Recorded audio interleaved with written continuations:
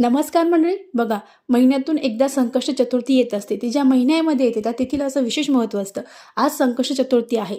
आपल्या जीवनामध्ये खूप साऱ्या समस्या आहेत, इडापिडा आहेत, काही दोष आहेत. ते दोष दूर करण्यासाठी आपल्याला आज संकष्ट चतुर्थीच्या दिवशी संध्याकाळी अतिशय साधा पण अतिशय प्रभावी उपाय करायचा आहे. आपल्याला यासाठी देवाजवळ बसायचं आहे. देवाजवळ बसल्यानंतर आपल्याला 2 भीमसेनी कापूर घ्यायचे आहे, 2 अख्ख्या लवंगा घ्यायच्या आहेत, 2 विलायची घ्यायची आहेत आणि त्यासोबतच आपल्याला सगळ्यात महत्त्वाचं म्हणजे पिवळी मोहरी घ्यायची आहे. पिवळी मोहरी नसेल तर तुम्ही काळी मोहरी देखील घेऊ शकता.